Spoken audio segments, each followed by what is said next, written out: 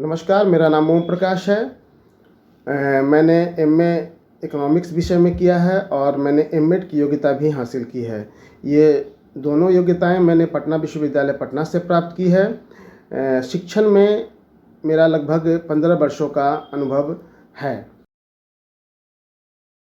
मैं धनबाद ज़िले में शिक्षक हूँ। धनबाद में कोयले की बहुलता है, इसलिए पूरे देश में कोयलांचल के नाम से भी प्रसिद्ध है। धनबाद की ख्याति आईआईटी, आईएसएम एवं सीएफआरआई जैसी राष्ट्रीय स्तर की संस्थाओं के कारण भी है।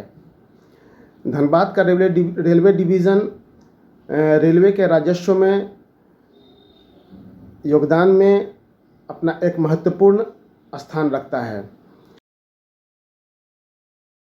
मैं मिडिल स्कूल चासनाला, जो धनबाद के झरिया प्रखंड में अवस्थित है, इस विद्यालय में मैं टीजीटी सामाजिक विज्ञान के शिक्षक के रूप में कार्यरत हूँ। मेरे विद्यालय में लगभग 313 बच्चे पढ़ते हैं। सभी छात्र शहरी या कहीं कस्बाई इलाके के हैं, परिवेश के हैं।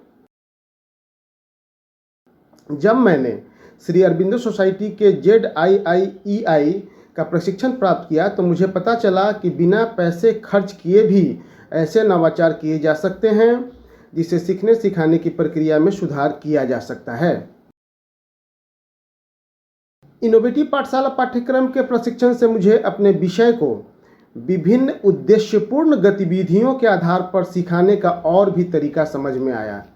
मैंने सीखा कि अनुभवात्मक शिक्षण के लिए बच्चों को उद्देश्यपूर्ण गतिविधियों में शामिल करना आवश्यक है। इनोवेटिव पाठशाला पाठ्यक्रम में विभिन्न विषयों एवं विभिन्न कक्षाओं से संबंधित बहुत सारी गतिविधियां दी गई हैं जिसे सीखने सिखाने की प्रक्रिया में इस्तेमाल किया जा सकता है।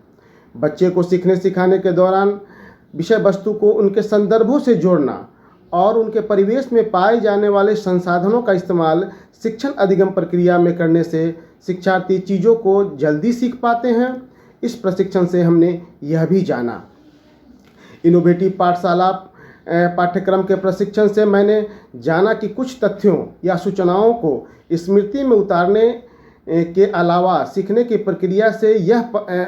प्रक्रिया का यह परिणाम भी होना चाहिए कि बच्चों की समझ विकसित हो, कुछ निश्चित विचार, मूल्य, कौशल और क्षमता का विकास हो और बच्चे इन क्षमताओं के, इन समझ के, इन कौशल के आधार पर उनमें एक काम करने की प्रवृत्ति विकसित हो।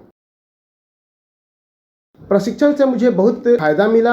मेरे दिमाग में जो गतिविधि चल रही थी उसे बच्चों के साथ क्रियान्वित कर पाया। कोविड-19 के दौरान बच्चों से जुड़ने के लिए मैंने ऑनलाइन शिक्षण के कई डिजिटल प्लेटफॉर्म के बारे में भी मुझे जानकारी हुई, जैसे Zoom, Jio Meet, Google Meet, Microsoft Team आदि की। और प्रशिक्षण के दौरान NCF के मुख्य मार्गदर्शक सिद्धांतों पर चर्चा हुई।